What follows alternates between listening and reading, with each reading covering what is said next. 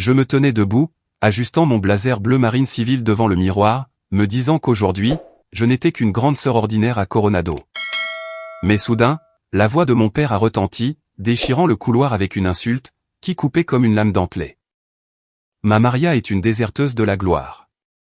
Elle n'était pas assez forte, pour être une guerrière. Elle n'est bonne, qu'à faire des corvées de bureau. L'espace autour de moi s'est figé.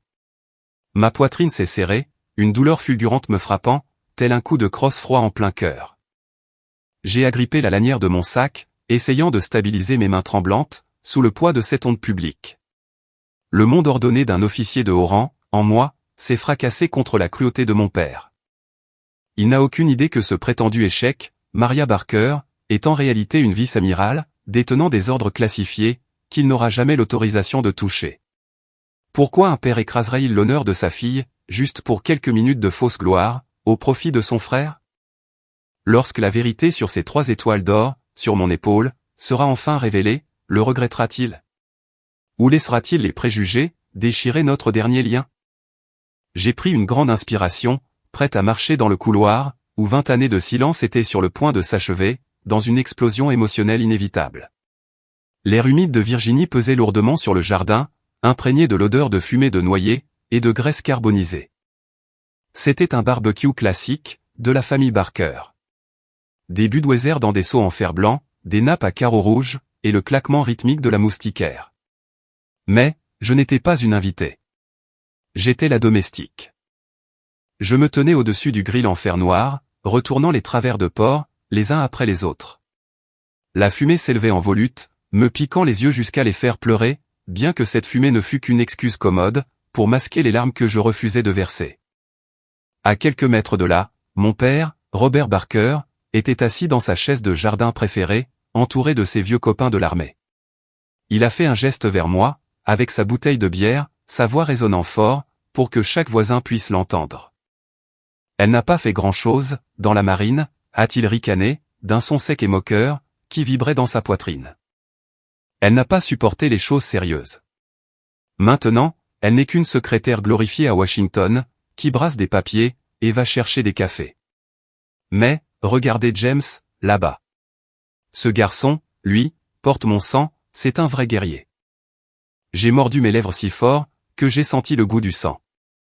Mes mains, ces mêmes mains qui avaient commandé des groupes aéronavals entiers, et planifié des frappes stratégiques au Moyen-Orient, étaient maintenant réduites à n'être rien d'autre, que des outils tachés de graisse, pour tenir des pinces.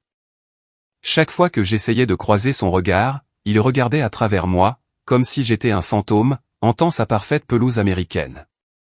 Pour lui, mes 20 années de service n'existaient pas, car elles n'impliquaient pas une tranchée boueuse. Puis, James est sorti sur le porche.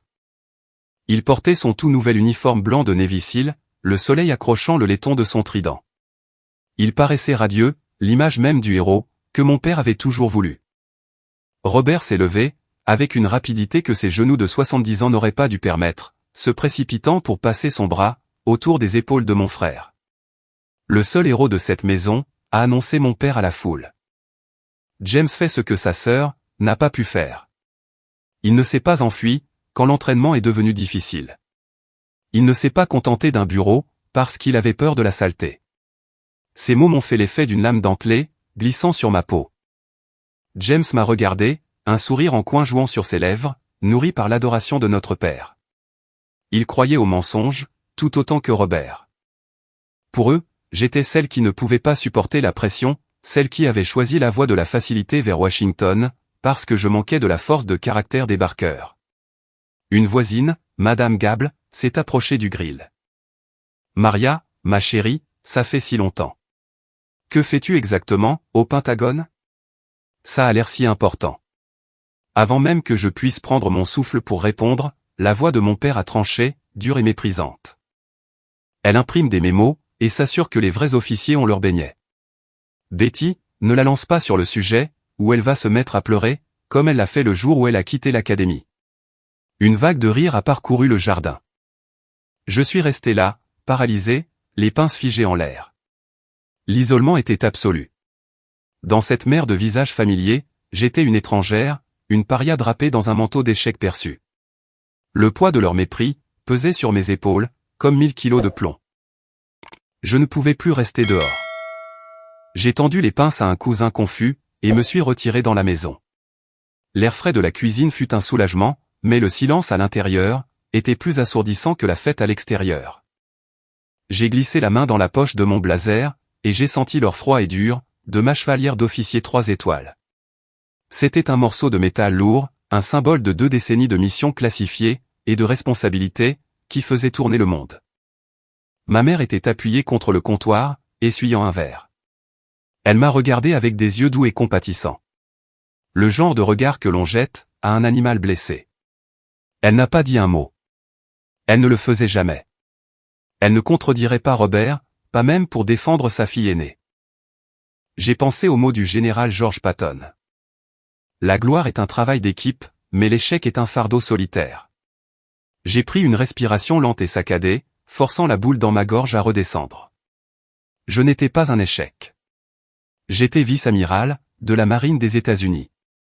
La vérité ne changeait pas, simplement à cause des mensonges que les autres racontaient.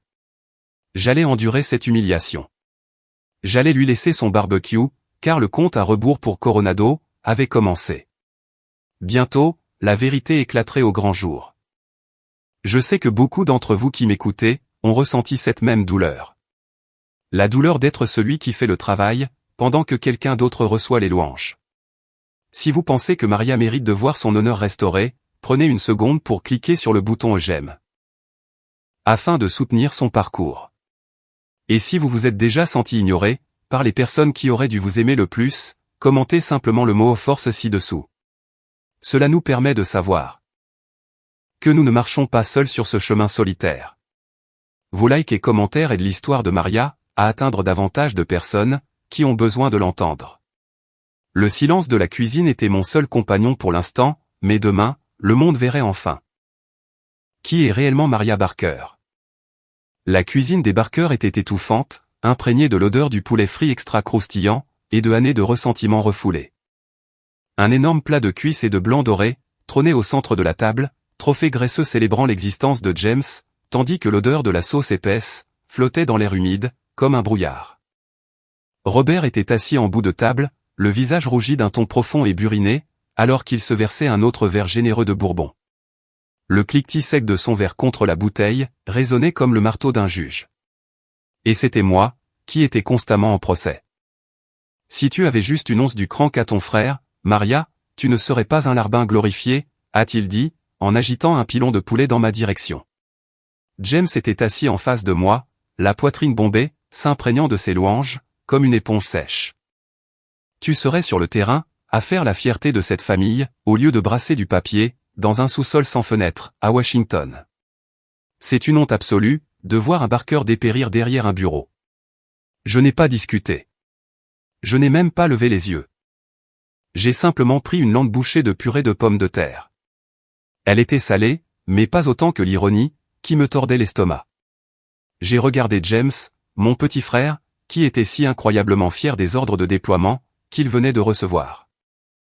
Il n'avait aucune idée que j'étais celle qui avait passé les dernières 72 heures dans une installation sécurisée, à approuver personnellement les cartes de renseignement et les schémas tactiques de la mission de son équipe.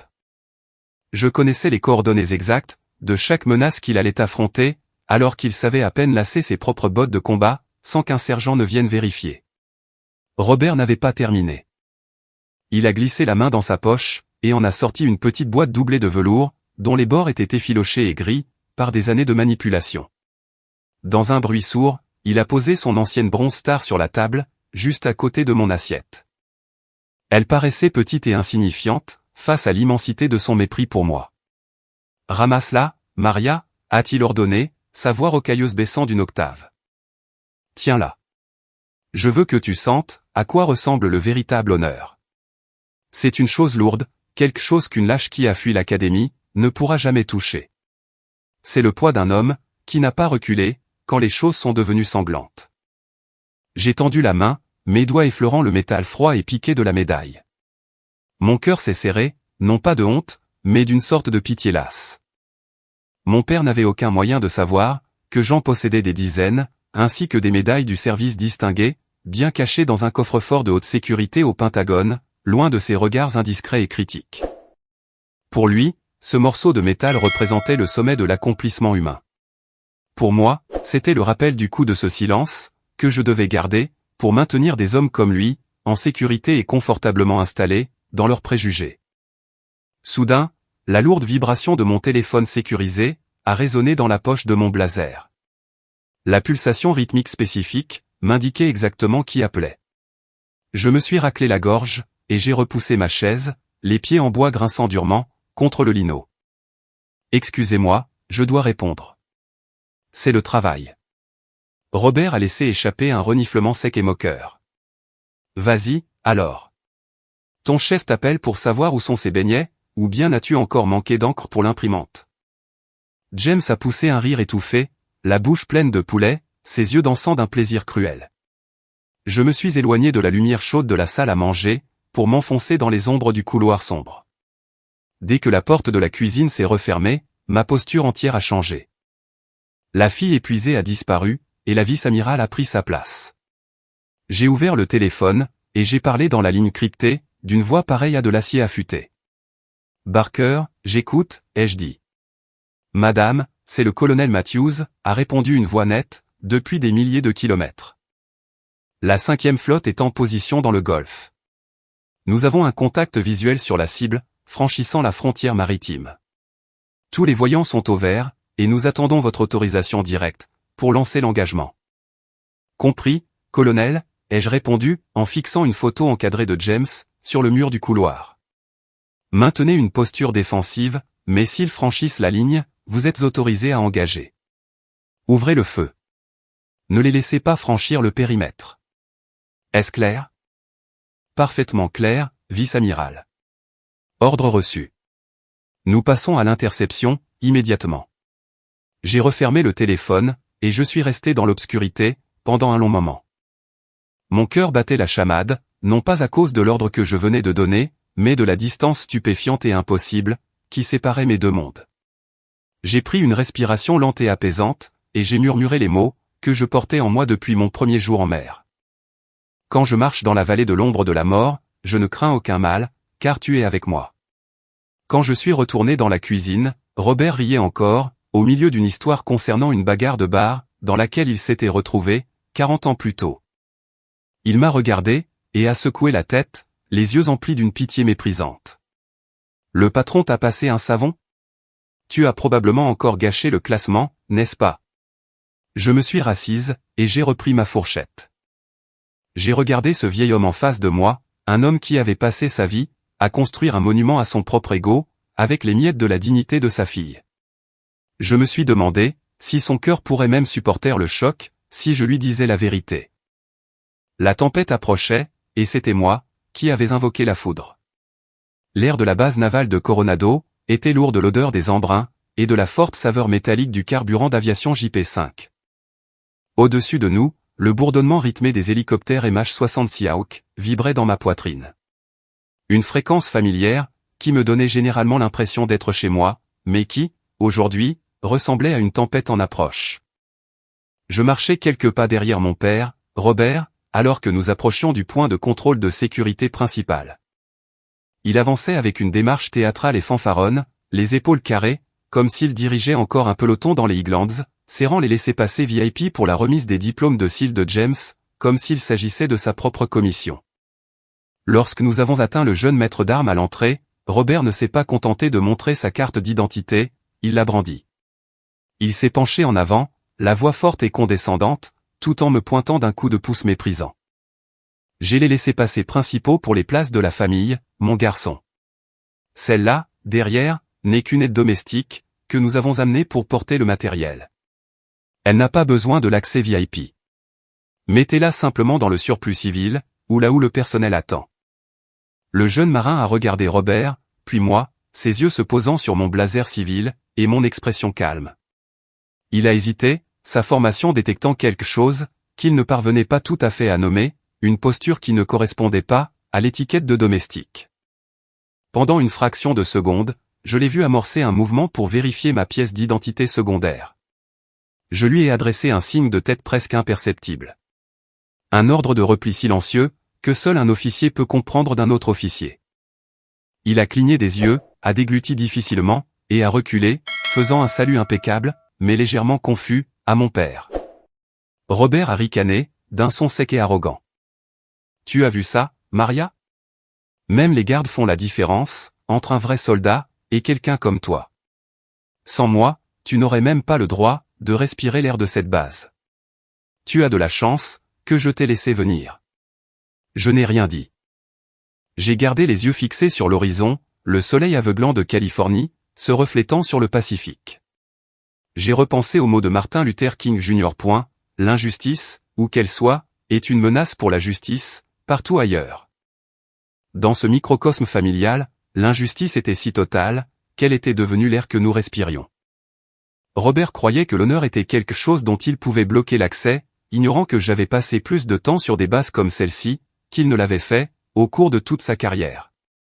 À l'intérieur de la salle de cérémonie, l'atmosphère était électrique, chargée de tradition. La pièce était un océan d'uniformes blancs, et de cuivre poli. Robert et ma mère ont été conduits au premier rang, la section honorifique des familles, où ils se sont assis, sous d'immenses drapeaux drapés. Robert s'est retourné, m'apercevant, debout au tout dernier rang de la section de débordement, relégué dans un coin poussiéreux, près de l'entrée de service. Il m'a foudroyé du regard, et a fait un mouvement sec vers le bas avec sa main, m'ordonnant de baisser la tête, et de garder les yeux fixés au sol. Ne t'avise pas de lever les yeux, a-t-il sifflé entre ses dents, alors que les gens passaient. Ne fais pas honte à James, devant ses coéquipiers. Reste simplement dans l'ombre, là où est ta place, et agis comme si tu étais invisible. J'ai appuyé mon dos contre le mur de béton froid, mes mains serrées en poings serrés dans mon dos.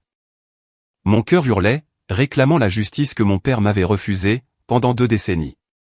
Mais l'amiral en moi, est resté d'une impassibilité de statue. Puis, le son a retenti, le tonnerre rythmé et synchronisé, des bottes de saut frappant le sol. Les futurs diplômés SEALS ont défilé, un mur de muscles secs et de volonté de fer. Ils étaient le fer de lance, les meilleurs guerriers que notre nation ait produits. Robert les regardait avec une adoration pure et absolue, les yeux brillants. Il s'est penché en arrière vers moi, sa voix se faisant murmure venimeux. Regarde-les, Maria. Regarde ce que sont de vrais hommes. Ils sont la raison pour laquelle ce pays est en sécurité. Pendant que tu es assise dans ton bureau climatisé, à gaspiller l'argent des contribuables, eux, ce sont des guerriers. Tu n'es qu'un fardeau, que nous avons dû porter. J'ai fixé l'arrière de la tête de James, au premier rang. Les paroles de mon père pesaient lourd, mais mon savoir, pesait bien plus. Je suis resté là, en silence, le fardeau, la domestique, la greffière, sachant que j'étais celle, qui avait signé les ordres de déploiement de ces hommes. J'étais celle, qui avait validé le budget des opérations secrètes, pour la mission même pour laquelle ils allaient partir, mardi prochain. Ils étaient la lance, mais j'étais la main qui l'orientait. Soudain, la salle est devenue d'un silence de mort. Les portes latérales se sont ouvertes, et un général 4 étoiles, est monté sur scène. Le général Miller, le commandant de toutes les opérations spéciales. L'air dans la pièce a semblé disparaître, alors que tout le monde se mettait au garde à vous. Miller se tenait au pupitre, sa poitrine tapissée de médailles de bravoure, ses yeux perçants comme ceux d'un faucon. Il a commencé à balayer la pièce, son regard se déplaçant lentement sur les rangées de famille. Ses yeux sont passés sur James. Ils sont passés sur Robert, qui était penché en avant, implorant presque un regard. Et puis, les yeux de Miller, se sont arrêtés. Ils se sont verrouillés sur le tout dernier coin de la salle. Ils se sont verrouillés sur moi. J'ai vu les sourcils du général se froncer, une lueur de confusion sincère, puis, la réalisation traverser son visage. Il a regardé mes vêtements civils, ma position dans les sièges de débordement, puis le premier rang, où était assise ma famille. Une tempête a commencé à gronder, dans son expression. Robert, aveugle comme toujours, a murmuré avec excitation à ma mère, « Regarde, le général Miller regarde droit vers James. Il sait que James est déjà une légende. » Mais Robert avait tort. La tempête n'était pas pour James. Elle était pour l'homme, qui avait forcé une vice-amiral, à s'asseoir dans la poussière. Le soleil de Californie était un marteau inflexible, s'abattant sur l'asphalte de Coronado, avec une fureur implacable de 35 degrés. L'air était une épaisse soupe de sel, de chaleur, et de l'odeur chimique prononcée, de la crème solaire. Alors que la pause de midi commençait, mon père, Robert, a poussé une lourde glacière igloo bleue vers moi, ses roues en plastique cliquetant bruyamment contre le bitume. Elle était remplie à ras-bord de glace, et de dizaines de bouteilles d'eau en plastique. Ne reste pas là, plantée comme une statue, Maria, a aboyé Robert, sa voix résonnant à travers la cour, attirant intentionnellement l'attention d'un groupe d'officiers de marine qui passaient. Vas-y, sois utile pour une fois. Distribue ça aux vétérans, et aux invités. Tu peux au moins te débrouiller pour distribuer de l'eau, puisque tu n'as pas réussi à gérer une vraie carrière. C'est mieux que d'être assise à ne rien faire, dans ce bureau climatisé de Washington.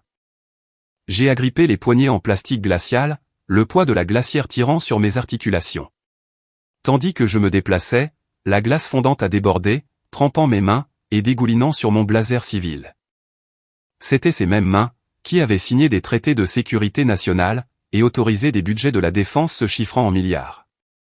Maintenant, elles étaient couvertes d'eau glacée et sale, servant de spectacle public, au mépris de mon père. Il voulait que tout le monde le voie. Il voulait m'ancrer dans ce rôle de servante, à l'endroit même, où j'aurais dû être honoré. Alors que je me penchais pour sortir une bouteille, pour un vieux vétéran, une ombre est tombée sur moi. J'ai levé les yeux, et me suis figé. Se tenait là, nette et immaculée dans son uniforme blanc d'été, la capitaine Sarah Jenkins. 5 ans auparavant, elle avait été mon officier de renseignement principal, au sein de la 5e flotte. Ses yeux se sont écarquillés, sa mâchoire s'est presque décrochée, en me voyant, trempé d'eau glacée, traînant une glacière en plastique, comme un ouvrier agricole. Madame la vice-amie, a commencé Sarah, sa main se levant automatiquement à son front, pour un salut vif et instinctif. Je lui ai adressé un signe de tête rapide et désespéré, un ordre silencieux de s'arrêter. Mais Robert s'était déjà interposé entre nous, son visage se tordant en un sourire condescendant. Il ne voyait pas une capitaine. Il voyait un officier supérieur, qu'il pouvait impressionner, en rabaissant sa fille. Ne faites pas attention à elle, capitaine, a interrompu Robert, son ton dégoulinant de fausses excuses. C'est juste ma fille, Maria. C'est le raté de la famille. Nous l'avons simplement amenée, pour aider avec les charges lourdes, puisqu'elle a de toute façon l'habitude d'être une subalterne. Ce n'est qu'une commise, vous comprenez. Elle ne connaît rien à la vraie vie militaire. Sarah a regardé mon père, avec un regard de pure et absolue horreur. Elle m'a regardé, puis l'a de nouveau fixé, son visage rougissant, d'un mélange de confusion et de rage montante. J'ai senti l'humiliation pénétrer jusqu'à ma moelle, plus glaciale que la glace dans mes mains. Être qualifié d'échec, devant la femme qui m'avait vu mener une flotte au combat, relevait d'une forme d'agonie très particulière. Lorsque Robert s'est finalement éloigné, pour aller se vanter auprès d'un autre groupe d'invités, Sarah m'a suivi, derrière une pile de caisses de matériel. La cour bourdonnait de conversation, mais entre nous, il n'y avait qu'un silence vibrant. « Madame, que se passe-t-il » a murmuré Sarah, la voix tremblante d'émotion. « Pourquoi le laissez-vous vous parler ainsi ? Vous êtes la vice-amiral Maria Barker. Vous êtes la femme qui a sauvé tout mon bataillon en Syrie, quand les renseignements ont été coupés. Nous vous devons la vie. » Je l'ai regardé, le soleil de Coronado me piquant les yeux. Je pouvais voir le reflet de ma propre fatigue, dans ces boutons de laiton poli. Parce qu'aujourd'hui, c'est pour James, Sarah, ai-je répondu, ma voix n'étant qu'un murmure. Et parce qu'il y a des vérités si lourdes, qu'elles réduiraient mon père en cendres, s'il les connaissait. C'est un vieil homme, vivant dans un rêve, qu'il a construit sur mes prétendus échecs. Laissons-lui aujourd'hui. Sarah est restée là, les larmes lui montant aux yeux. Elle a tendu la main, qui a plané près de mon bras, mais elle ne m'a pas touché. Elle comprenait le poids du sacrifice, ce choix silencieux et déchirant, d'être effacé pour que quelqu'un d'autre puisse briller. J'ai pensé aux mots de Ronald Reagan, il n'y a pas de limite au bien que l'on peut faire, si l'on ne se soucie pas de savoir qui en recevra le mérite. Ce n'est pas juste, a murmuré Sarah. C'est tout simplement injuste. Elle a reculé, malgré mon avertissement précédent, elle s'est tenue parfaitement droite, et m'a offert le salut le plus respectueux et le plus net, que j'ai jamais reçu. C'était un salut de reconnaissance pure et poignante.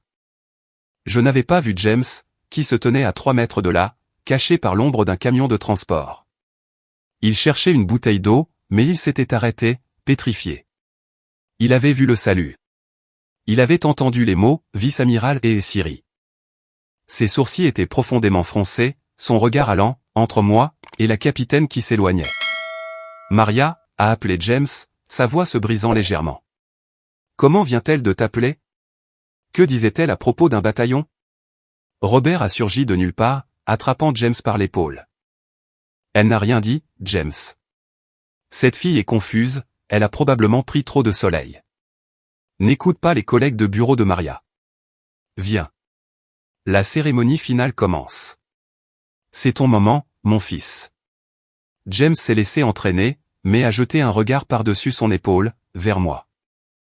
Pour la première fois en 20 ans, le regard dans ses yeux n'était plus du mépris. C'était l'aube d'une réalisation terrifiante. La porte de la vérité venait d'être déverrouillée, et la lumière commençait à filtrer à travers. L'auditorium de Coronado était une cathédrale massive de fierté militaire, sentant la cire industrielle, l'amidon lourd pour le linge, et la sueur nerveuse d'un millier de personnes. Tandis que les invités de marque étaient escortés vers les luxueux sièges en velours près de la scène, mon père, Robert, s'est assuré que je reste exactement là où il estimait que je devais être. Il m'a attrapé le bras et m'a poussé vers un endroit poussiéreux, plongé dans l'ombre, tout au bout de l'allée au dernier rang, juste à côté des lourdes portes de sortie en métal. « Tiens-toi ici, et observe le succès de ton frère, Maria », a sifflé Robert, les yeux plissés par une cruelle satisfaction. « Tu apprendras peut-être quelque chose sur le courage que tu as réussi à perdre. C'est une salle pour les guerriers, pas pour les gratte-papiers, qui n'ont pas pu supporter la pression. Ne bouge pas, et essaie de ne faire savoir à personne que tu es de notre famille. » J'ai appuyé mon dos contre le mur en béton, froid et rugueux. La poussière du sol semblait s'accrocher à l'ourlet de mon blazer, manifestation physique du peu d'estime que ma famille me portait. J'ai levé les yeux vers la scène, drapée d'immenses drapeaux américains, et brillant sous les projecteurs intenses. Je me sentais comme une étrangère, dans ma propre vie, un fantôme hanté, par le sang même qui coulait dans mes veines. J'ai repensé aux 20 années de lettres que j'avais envoyées à la maison, des récits manuscrits et détaillés, sur mes promotions, mes commandements, et les sacrifices que j'avais consentis. Ma mère m'a dit un jour que Robert prenait ses lettres sans les ouvrir, et les jetait dans un tiroir graisseux, de son établi de garage. Il avait passé 2 décennies, à entretenir méticuleusement un mensonge sur mon échec, simplement, parce qu'il ne pouvait pas accepter que sa fille soit celle, qui avait atteint les sommets dont il n'avait fait que rêver. J'ai fermé les yeux, récitant silencieusement les paroles des Proverbes, chapitre 10, verset 9, « Celui qui marche dans l'intégrité marche en sécurité, mais celui qui emprunte des voies tortueuses sera découvert. » Soudain, la salle est plongée dans un silence glacial. Le général Miller s'est approché du microphone. Sa voix ne s'est pas seulement diffusée dans les haut-parleurs. Elle a vibré dans le plancher.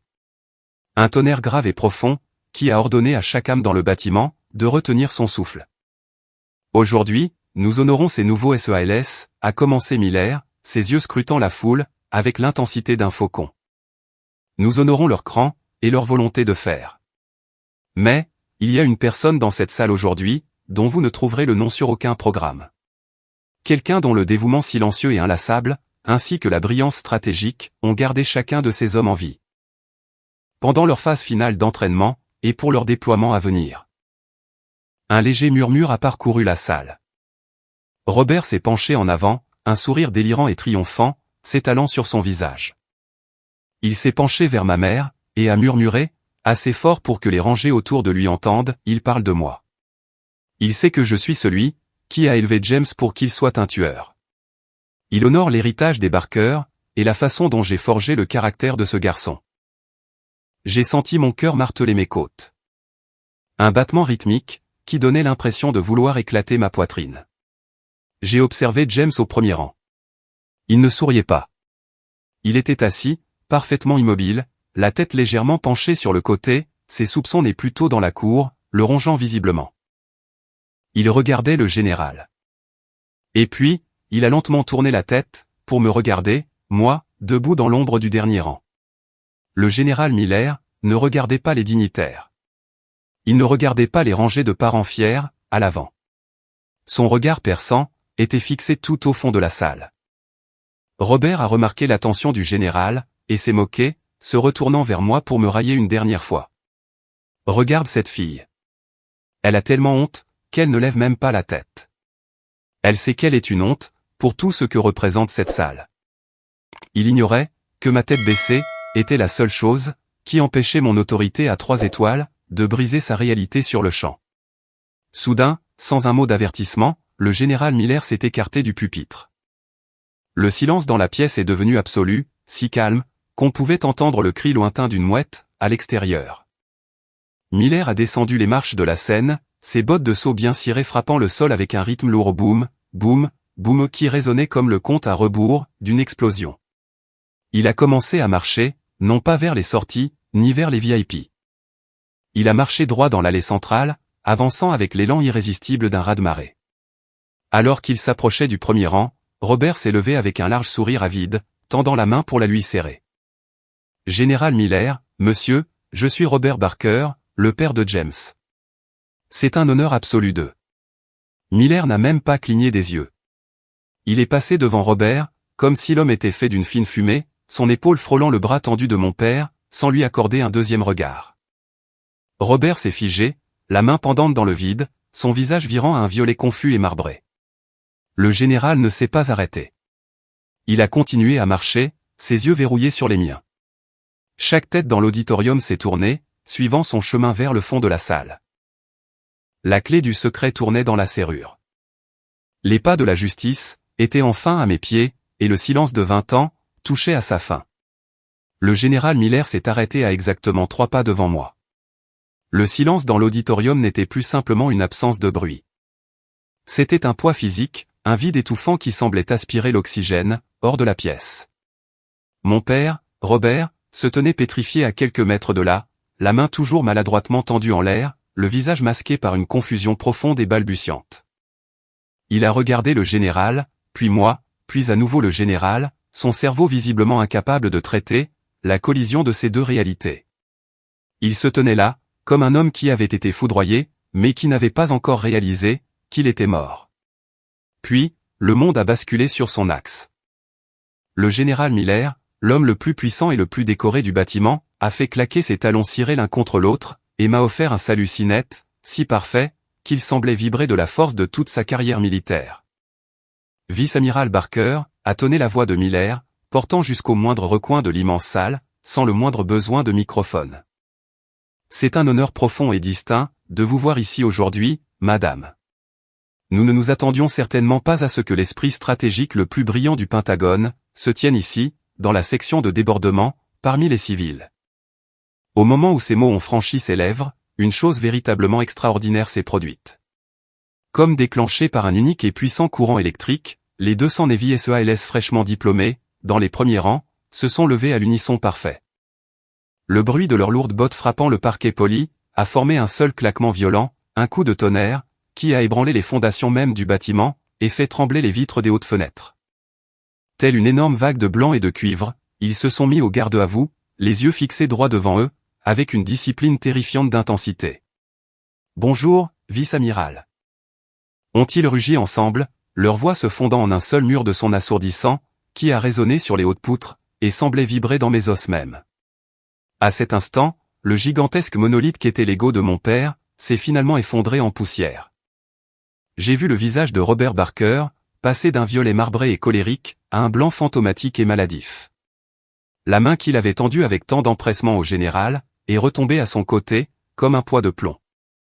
Mais le moment le plus symbolique a été celui où sa vieille casquette de vétéran de l'armée, celle qu'il avait portée comme une couronne d'épines, tout en m'insultant toute la matinée, a glissé de ses doigts tremblants, pour heurter le sol poussiéreux, dans un doux bruit sourd et final. Ses lèvres ont bougé, mais aucun son n'en est sorti. C'était un homme, qui assistait à l'anéantissement total et absolu de son propre monde. Le général Miller n'a pas détourné les yeux de moi, mais sa voix s'est changée en une nappe de glace polaire, lorsqu'il s'est adressé à l'homme, qui se tenait à côté de lui. Monsieur Barker, j'espère sincèrement que vous réalisez l'ampleur incroyable de la femme, qui se tient devant vous en ce moment. Votre fille n'est pas qu'un officier. Elle est l'architecte principal des plans de frappe, qui tiennent les ennemis de cette nation à distance, chaque nuit.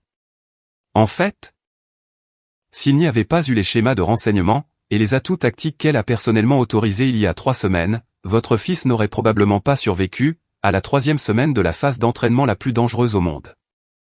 Ces mots ont frappé Robert, comme un coup de poing en pleine poitrine. Il a reculé en titubant, ses jambes cédant finalement, alors qu'il s'effondrait presque dans sa chaise en velours.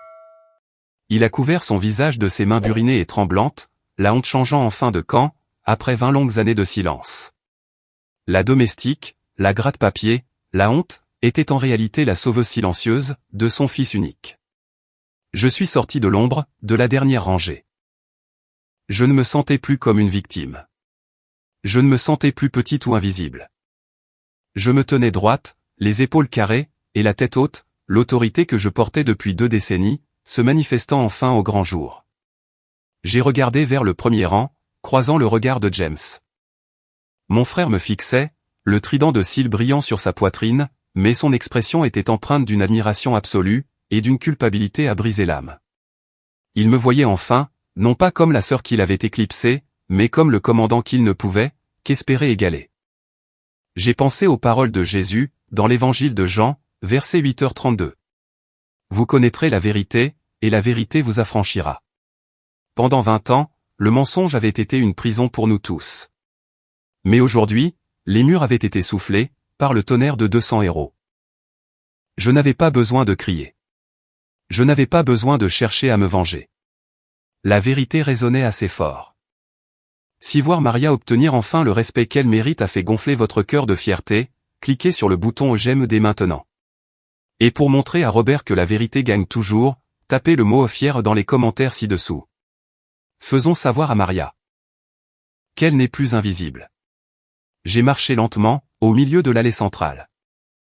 La foule s'est écartée sur mon passage, telle la mer Rouge.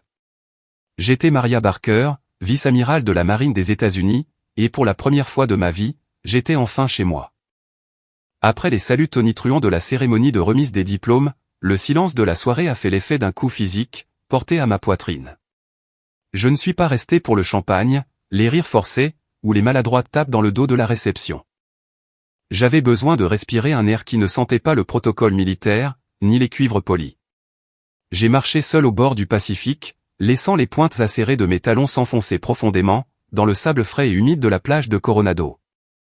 Chaque pas était une lutte, un effort délibéré pour me tirer en avant, à l'image des 20 dernières années de ma vie.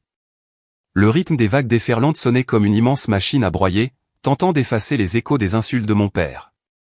J'aurais dû être triomphante. J'avais été réhabilité de la manière la plus publique possible. Pourtant, alors que les embruns salés fouettaient mon visage, j'ai ressenti un sentiment de vide dévastateur. Mes épaules, bien qu'enfin libérées du poids des mensonges de mon père, me semblaient plus lourdes que jamais auparavant. J'ai réalisé, à ce moment-là, que les 3 étoiles d'or sur mon blazer ne représentaient pas seulement le pouvoir. Elles représentaient le coût ahurissant et solitaire du pont que j'avais dû brûler pour les atteindre. Sur le parking de la base, l'atmosphère était encore plus glaciale. Mon père était assis à la place du conducteur de son vieux Ford F-150, un pick-up qui, d'habitude, vrombissait de son assurance et reflétait sa fierté. Maintenant, ce n'était qu'une cage creuse et silencieuse, d'acier rouillé. Je l'ai observé de loin, alors qu'il essayait d'insérer la clé dans le contact.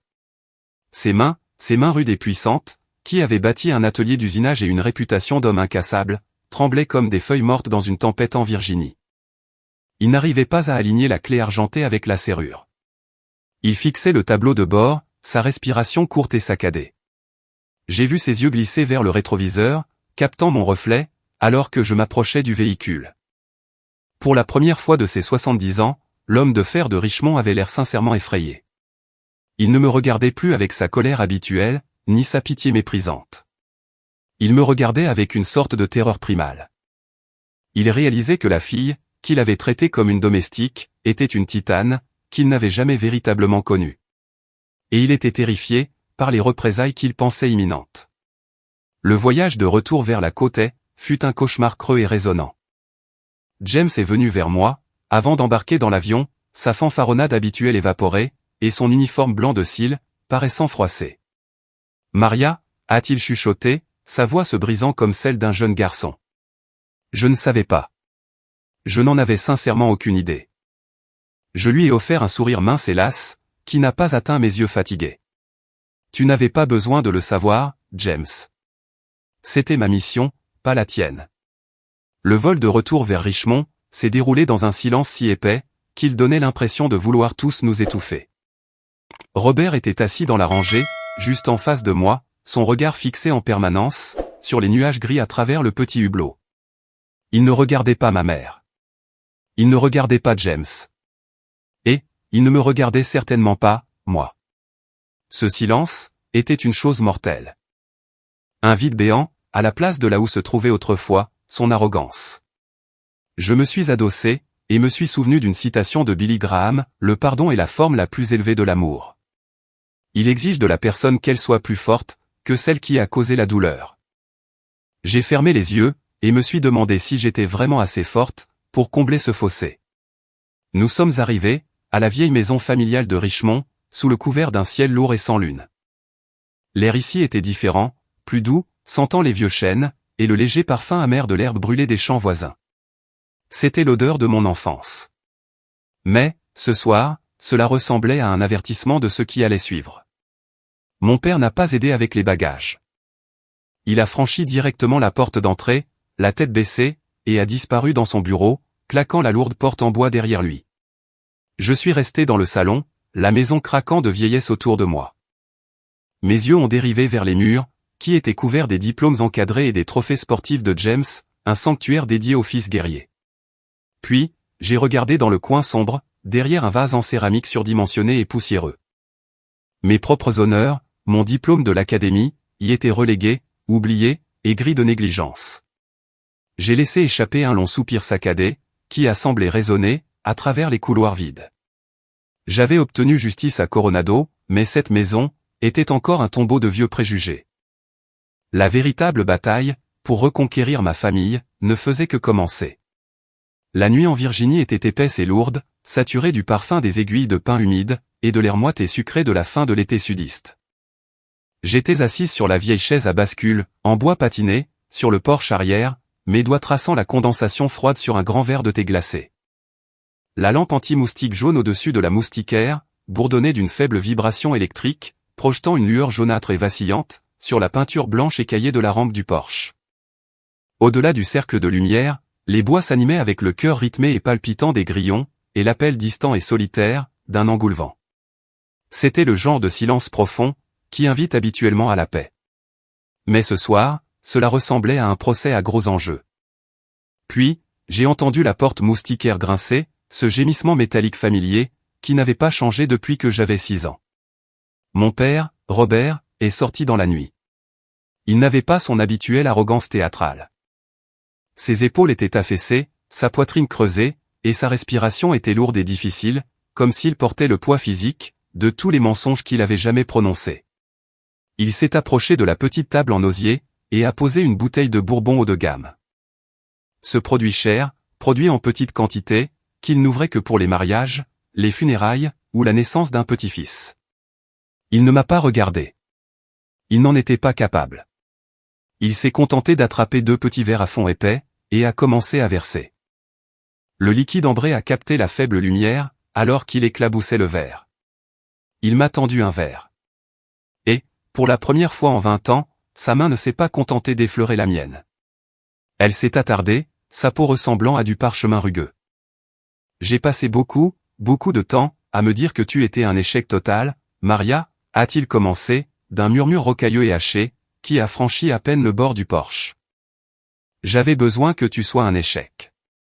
J'ai passé 20 ans, à construire minutieusement un monstre à partir de ton nom, juste pour avoir un endroit où déverser mes propres amères déceptions. Je me suis dit que si je criais assez fort, et que je t'humiliais assez souvent, je pourrais d'une manière ou d'une autre noyer la terrifiante vérité de tout ce que j'avais échoué à t'offrir, en tant que père. Il a pris une longue et lente gorgée de bourbon, sa gorge travaillant dur pour avaler le liquide, ainsi que la fierté qu'il avait étouffée pendant des décennies. Il a glissé la main dans la poche avant de sa chemise en flanelle usée, et en a sorti un minuscule morceau de papier, froissé et très jauni. C'était une coupure d'un ancien journal militaire, datant de 5 ans. Je l'ai reconnu instantanément. Il s'agissait d'une brève mention d'une citation secrète, pour une femme officier anonyme. Mon nom était apparu dans le premier brouillon qui avait fuité, avant que les censeurs officiels ne mettent la main dessus. J'ai vu ça, a-t-il murmuré, ses yeux rencontrant enfin les miens, et ils étaient remplis d'une forme de regret foudroyante, dont je ne l'aurais jamais cru capable. J'ai vu le nom de Maria Barker, sur une liste de héros nationaux. Et sais-tu ce que j'ai fait? Je l'ai déchiré. Je l'ai jeté à la poubelle, et je suis sorti dans le garage pour boire, parce que j'étais absolument terrifié. J'étais terrifié, à l'idée que ma fille fût un meilleur soldat. Plus courageux que je ne l'avais jamais été. Je ne voulais pas croire que tu étais brillante ou puissante, parce que cela signifiait que j'avais passé la moitié de ma vie à avoir tort sur tout. Il a fait une pause, une unique larme lourde coulant, le long de sa joue burinée et ridée. J'ai brûlé tes lettres, aussi. Chacune de celles que tu as envoyées, au cours des 20 dernières années. Je les ai jetées dans la chaudière de l'atelier sans même les ouvrir, parce que je ne pouvais pas supporter le succès dont je savais qu'il était décrit à l'intérieur. Je suis un homme petit et amer, Maria. Je suis un lâche, qui s'est caché derrière la grâce de sa propre fille. J'ai regardé la coupure de presse, puis l'homme qui avait passé 2 décennies, à essayer d'effacer mon existence. La colère que je portais, cette fureur incandescente et disciplinée, qui m'avait soutenu durant l'académie, et lors de mes longues et solitaires nuits en mer, s'est tout simplement évaporée. Elle a été remplacée par une pitié calme et stupéfiante. J'ai tendu le bras, et j'ai posé ma main sur sa paume tremblante et tachée de graisse. Je n'avais pas besoin que tu voies la vice-amiral, papa, ai-je dit doucement, ces mots ressemblant à une prière dans la nuit. Je n'avais pas besoin des 3 étoiles ou des saluts, pour te prouver que j'étais digne de cette famille. J'avais juste besoin que tu me voies moi, simplement ta fille. La tête de Robert est tombée sur la table, tout son corps tremblant, secoué par ce genre de sanglots violents et déchirants, que seul un homme ayant refoulé une vie entière de honte peut produire. Il a pleuré pour les 20 années qu'il avait volées, pour les mensonges qu'il avait dit à James, et pour le père, qu'il avait totalement échoué à être. Je suis tellement désolé, a-t-il réussi à articuler entre 2 halètements. Mon Dieu, Maria, je suis tellement désolé. Je me suis levé, et je l'ai pris dans mes bras. Il semblait plus petit dans mes souvenirs. Ses os étaient plus fragiles sous sa chemise, l'odeur d'huile de moteur et de vieux tabac, ce parfum de mon enfance, m'enveloppait. Mais ce soir, cela ne ressemblait pas à une menace. Cela ressemblait à des excuses. Je me suis souvenu des paroles de l'Évangile selon Luc, « Père, pardonne-leur, car ils ne savent pas ce qu'ils font. » Robert ne savait pas. Il avait été aveuglé, par sa propre fierté brisée. Et ce soir, les écailles étaient enfin tombées de ses yeux. Nous sommes restés assis là, pendant un long moment sous les étoiles, le bourbon intact, alors que nous commencions à ramasser les morceaux. La vérité nous avait enfin libérés tous les deux, et le pont que nous construisions n'était pas fait de grades, mais de la grâce simple et déchirante, d'une seconde chance. Le dimanche matin, en Virginie, possède une quiétude bien particulière. Le soleil se déversait par les fenêtres de la cuisine, en de longs rayons dorés, accrochant la vapeur qui s'échappait d'une cafetière d'arabica tout juste passée. L'air était une riche symphonie d'arômes dominicaux, l'odeur sucrée et beurrée des pancakes sur la plaque, et le crépitement salé et fumé, des tranches épaisses de bacon, dans la poêle en fonte préférée de ma mère. James se tenait près de la cuisinière, aidant maladroitement maman à retourner les œufs, son nouveau trident de cils accrochant la lumière. Mon père, Robert, était assis à sa place habituelle, en bout de table. Le Richmond Times Dispatch était étalé devant lui. Quand je suis entré dans la pièce, quelque chose d'extraordinaire s'est produit. Robert ne s'est pas contenté de lever les yeux. Il a plié son journal, s'est levé, et a tiré la chaise à côté de lui. C'était un geste d'un profond respect à l'ancienne, qu'il réservait d'habitude, uniquement aux dignitaires en visite. « Bonjour, Maria » a-t-il dit, la voix chaleureuse et dépourvue du ton tranchant, qui avait défini notre relation pendant 20 ans. Un sourire franc, plissant les yeux, a joué sur son visage buriné, alors qu'il attrapait la cafetière. « Votre café, vice-amiral. J'ai veillé à ce qu'il soit chaud, exactement comme tu l'aimes. » Il n'y avait aucune moquerie dans son ton, aucune pique cachée dans ses mots. Pour la première fois, il ne regardait pas la gratte-papier, ni l'échec qu'il avait inventé. Il regardait sa fille, le commandant, et il la voyait, avec une fierté profonde et humble, qui a rendu mon cœur plus léger qu'une brise du Pacifique. 1 heure plus tard, nous sommes entrés dans notre église locale, le même bâtiment en briques rouges, où j'avais ressenti la morsure d'un millier de chuchotements accusateurs, pendant des décennies. Les voisins me regardaient encore, avec ces mêmes vieux yeux emplis de pitié, leurs expressions figées dans le souvenir de la fille Barker, qui n'avait pas tenu le coup dans la marine. Mais, Robert n'a pas laissé cela durer une seconde. Il est entré dans le sanctuaire la tête haute, la main posée fermement sur mon épaule. Lorsque le pasteur s'est levé, pour saluer la remise de diplôme de James, mon père s'est levé lui aussi, sa voix se faisant ferme et résonnante, portant jusqu'au fond de la salle. Nous sommes bénis d'avoir retrouvé James, a annoncé Robert à la congrégation, sa voix retentissant d'une fierté nouvelle. Mais je veux aussi que vous souhaitiez tous la bienvenue, à ma fille, Maria. Elle est aujourd'hui vice-amirale au Pentagone, et elle revient tout juste de Coronado. C'est elle la véritable héroïne de la famille Barker, et je ne pourrais pas être plus honoré, d'être son père. Une vague de silence stupéfait, a parcouru les bancs, suivie par une mer de regards écarquillés. Je n'ai pas ressenti le besoin de me cacher, ni de me faire toute petite. Pour la première fois à Richmond, j'ai eu l'impression d'être véritablement à ma place. Cet après-midi-là, la maison s'est remplie, du son familier et réconfortant, d'un marteau et d'une scie. J'ai trouvé Robert dans le salon, construisant méticuleusement une nouvelle vitrine, en chêne sombre et poli. Il débarrassait les trophées poussiéreux, et les vieux diplômes, qui avaient dominé le mur pendant des années. D'une main prudente et tremblante, il a commencé à disposer mon uniforme blanc d'apparat, et mon épée d'officier, au centre de la vitrine. Il s'est arrêté pour effacer une tache, sur l'une des 3 étoiles dorées, de la patte d'épaule. Je veux que chaque personne, qui franchit cette porte d'entrée, ou qui visite mon atelier d'usinage, sache exactement qui tu es, Maria, a-t-il dit doucement, sans quitter l'uniforme des yeux. Je veux qu'il sache, qu'un héros vit dans cette maison. J'ai passé 20 ans, à cacher ta lumière sous le boisseau, mais c'est fini. Cette ville doit savoir, ce qu'un Barker peut vraiment accomplir. La douleur de 20 années, a semblé s'évaporer, dans l'odeur de la sueur fraîche, et la chaleur de son regard. Le lendemain matin, nous étions à l'aéroport international de Richmond. L'air était vif, le ciel d'un bleu éclatant et sans nuages. Robert m'a serré dans ses bras, et cette étreinte était différente. C'était une étreinte qui portait l'odeur familière d'huile de moteur et de tabac. Mais aujourd'hui, elle était enveloppée d'un amour nouveau, et inébranlable. Retourne à Washington, et fais ton travail, Maria, m'a-t-il chuchoté à l'oreille. Sache juste que ton père, est assis juste ici à Richmond, attendant d'avoir de tes nouvelles. Nous sommes fiers de toi, ma chérie. En embarquant dans l'avion, j'ai baissé les yeux vers le paysage de la Virginie, les collines ondoyantes, et la sinueuse rivière James.